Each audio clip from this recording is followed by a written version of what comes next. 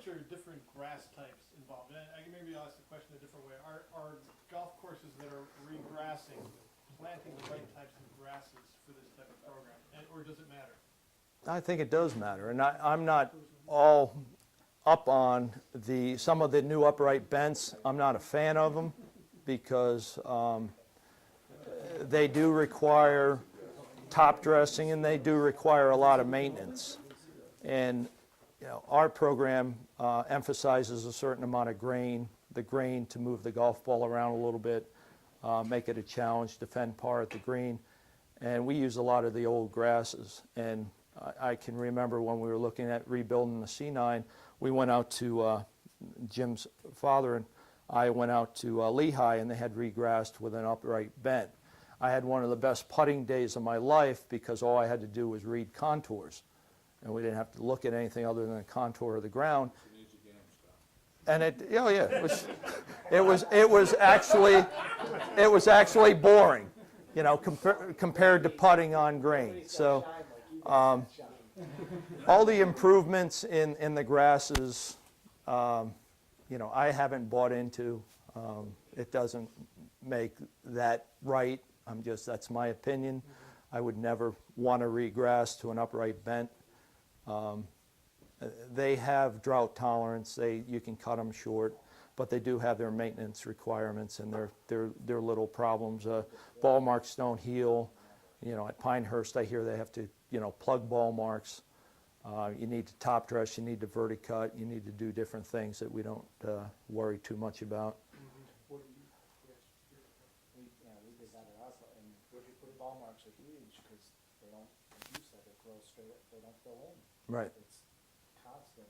If we have A4, A1, and we actually, our superintendent knows, the old superintendent from our place is one of the heads at Rutgers. So they've got some grasses, Taï and 007 are a couple new strains of bent there that they stand straight up. They're great to putt, but like you said, at your place. Yeah, I want to make sure I get this point in also. The USGA has been recommending that people top dress with sand, whether you start with a soil profile or not. Now this is tragic from my world and my perspective that this has occurred. When you try to dry out sand, it's like, picture yourself going to the beach. You have to put sandals on or you have to wear shoes on the beach on a bright sunny day. Well, you're going to grow grass at 1/8 of an inch on that, something that cooks, the temperature changes like that. You try to dry that out and there's very little resiliency to it. The temperature changes like that and you're going to be there nursing that with a hose, or your man's going to be doing it, and his men, as opposed to a soil approach. Our greens are basically topsoil. Okay, if you take the profile, they've been top dressed with what we call a medium sand biodressing. It's full of biology, it's full of carbon, it's full of organics, and thus we have a profile that matches the soil that's in the fairway, the soil that's on the approach, and the soil that's on the green is pretty much consistent. So now when I dry it out, you hit the ball, it hits the approach, it's going to react the same as it does when it hits the green. But all these golf courses are done with sand, and that is just ridiculous because now that guy tries to dry that out. You're going to hit it once in a while where you got the approach is the same as the green, but trying to manage all these different soils, you have to overwater the sand, and now they're putting sand out on the approaches. Now they're putting sand on the fairways, and I'm just like scratching my head. You can see how much I've been doing. No, but Scott, everybody's doing this. Pine Valley's doing it. Well, Pine Valley's built, well, I talked to him the other day, and Rick Christian, and he's putting sand on his fairways, but he's also pulling soil up and mixing it with his aeration. So it's not just this layer of sand. So that's a good thing. He's got sand down deep. He understands not to get, try not to get a layer. What I took it from you, just trying to say to me about 3, 4, 5 years ago, was if you keep dumping this sand on approaches, fairways, whatever, which is expensive, you know, you gotta. Right. That eventually, you're gonna pay the price, cause it's gonna be a neutral, you know, it's not gonna be a healthy, you know. Right, you're going to end up with a layer of sand, and you try to dry that out, and the soil underneath has a greater affinity for the water, So they're and it's just going to determine suck it like a sponge. playability in the meantime, but they're gonna pay the price agronomically down the line, isn't that? Maintenance, yeah, maintenance-wise, you have virtually no biology in sand.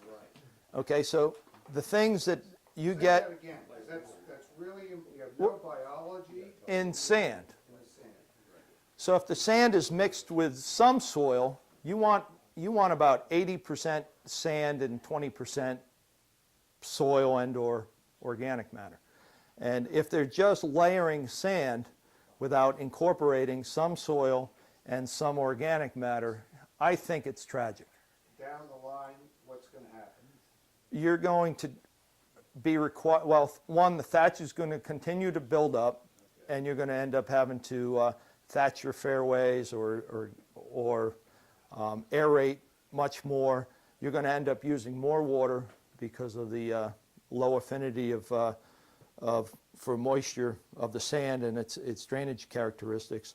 And I just think it's going to cost more. You're going to infiltrate, your fertilizers are going to move right through if you continue with your salt fertilizers. Again, this is my opinion, okay? It's just my experience and my opinion. I just think it's ruining the game. It's costing tons of money, and it's going the wrong way. Anybody who doesn't incorporate the soil and the sand together is making a drastic mistake. Because the sand eventually is gonna be able to live in the top layer. Scott, I got a question for you. Yes.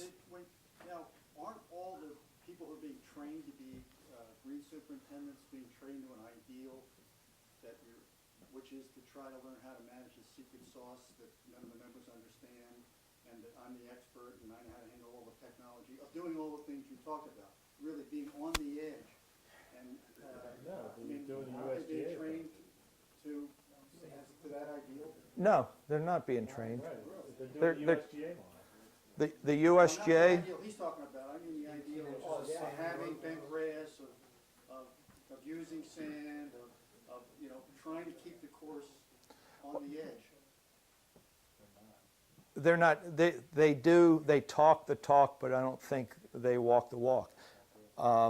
Because they're not being educated on how, like they did this work at Beth Page with organics, and Dr. Rossi went in there with his organics and did this and that out of Cornell, and all they did was bash organics. Well, they didn't do the complete package. They didn't cut the water back. They didn't do the compost tea. They didn't introduce, organic fertilizer for 3 years. They did it for a season. And, so that's, again, simple solutions to problems don't make people money. There's a big money trail behind this whole thing. I've been told not to tell people about what I know because it might affect sales. I got to put my son through college, one guy tells me. Okay, well, he may end up with cancer in the meantime, but, and that's the other thing, the environmental aspect of this whole thing. If you have to overwater and you use the salt fertilizers, you're putting this plant into stress, and then you got to use more chemicals, and you guys are all playing on that.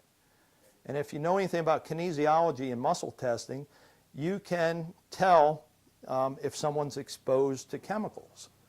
You can put a synthetic hat on a baseball player and test his strength, and it'll weaken him, versus an organic wool hat or something like that.